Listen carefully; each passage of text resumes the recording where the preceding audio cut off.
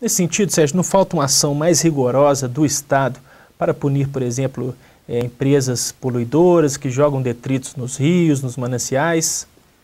Com certeza, a fiscalização seria fundamental acontecer, mas também acho que existe uma responsabilidade que é individual de cada pessoa, né? Então, quando a gente pensa que o governo ele tem as suas atribuições, a gente tem que monitorar, inclusive, isso, mas existem ações que são individuais, da questão do lixo, por exemplo, né? Jogar lixo na rua vai direto para o rio, para a nascente.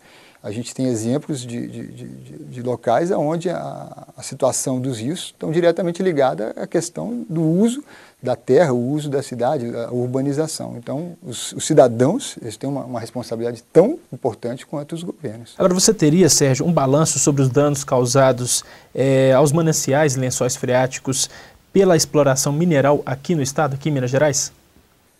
Bom, eu não tenho os dados especificamente, né, mas Minas Gerais, como o próprio nome do estado indica, é um estado que tem a sua atividade econômica básica, a mineração. E, com certeza a mineração, ela, quando é utilizada de uma forma, não existe como fazer mineração sem remover o solo, então com certeza ela atinge de forma bastante forte os recursos hídricos, né? O minério de ferro, por exemplo, ele se localiza nas regiões de drenagem de água, né? Então as nossas montanhas com a mineração certamente são afetadas e consequentemente os nossos mananciais também, né? Mas não é só a mineração, né? A agropecuária também é um fator importante, a agricultura, né? A urbanização, são todas as atividades humanas de alguma forma acabam tendo impacto, né, nos mananciais, nos recursos hídricos. Sérgio, eu sei que você é coordenador aqui em Belo Horizonte do projeto Mensageiro das Águas. Como é que funciona esse projeto? Você poderia falar um pouquinho? O Mensageiros da Água ele tem 3 princípios que vão nortear todas as ações, né? Na verdade é um movimento com 3 princípios básicos. O primeiro princípio é o que nós já comentamos aqui. A água não é mercadoria, nós não podemos considerar a água uma mercadoria. A água é um bem comum, ela faz parte da vida, né? A água é vida. O segundo princípio é o princípio de que nós temos o dever de restabelecer a pureza da água. Do mesmo jeito que a gente capta a água, nós precisamos devolver à natureza com a sua máxima pureza.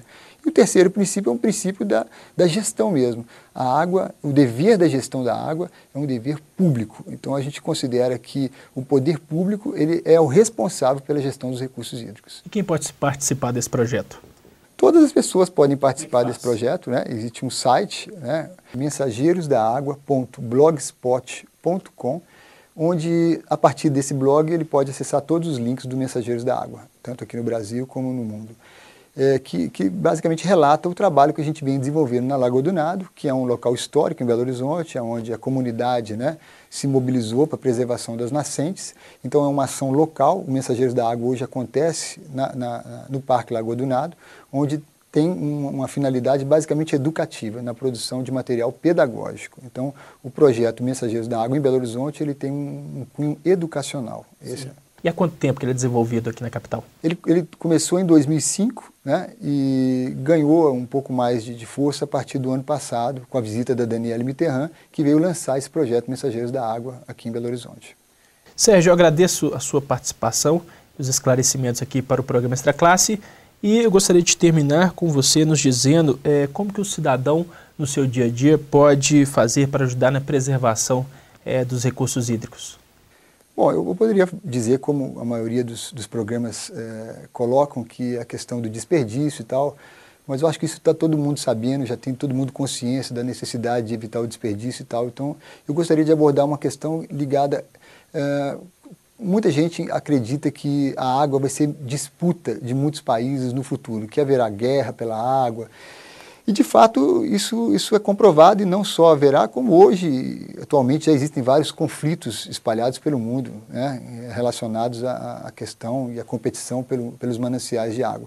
Mas o nosso movimento acredita muito mais em que a água pode ser um vetor de solidariedade, né? A água pode ser um vetor de paz, né, e de democracia. Então acho que essa é a mensagem, a mensagem da água, a mensagem de paz.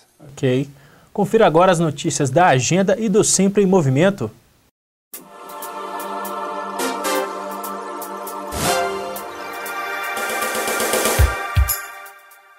O Cineclube Joaquim Pedro de Andrade exibe em sessão especial na terça-feira, 30 de junho, às 15 horas, o filme Elsa e Fred. Às 19 horas, será exibido o filme Narradores de Javé. Esta é Javé, uma cidade com os dias contados. Vão construir a barragem, Javé está no caminho das águas. Logo isso aqui tudo vira represa.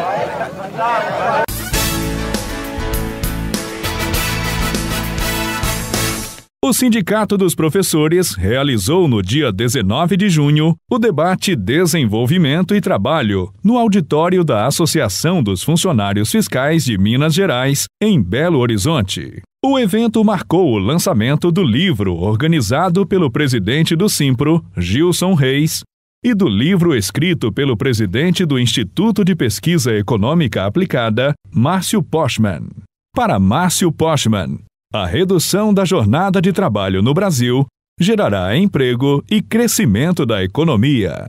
Para Gilson Reis, os trabalhadores precisam se unir em torno de um novo modelo de desenvolvimento para o país. Olha, o que nós discutimos é o desenvolvimento com valorização do trabalho, ou seja, você precisa criar condições para aumentar o salário, as conquistas dos trabalhadores, para que possa melhorar as condições do mercado interno, que possa desenvolver o comércio, a indústria, o desenvolvimento do país e gerar renda e riqueza. Então, desenvolvimento e valorização do trabalho é o eixo que nós discutimos e debatemos hoje. O jornalista Altamiro Borges destacou a importância de se mudar os rumos da política econômica no Brasil. Nós precisamos de uma outra via para o Brasil. Nós precisamos superar a ditadura do capital financeiro, né? Nós precisamos que o país destrave o seu crescimento. Para destravar o seu crescimento, eu acho que algumas medidas são decisivas. Destravando o crescimento, você tem maior desenvolvimento. Tendo maior desenvolvimento, você gera mais emprego. Gerando mais emprego, os sindicatos ficam mais fortes para reivindicar salário. Você cria, então, um círculo virtuoso.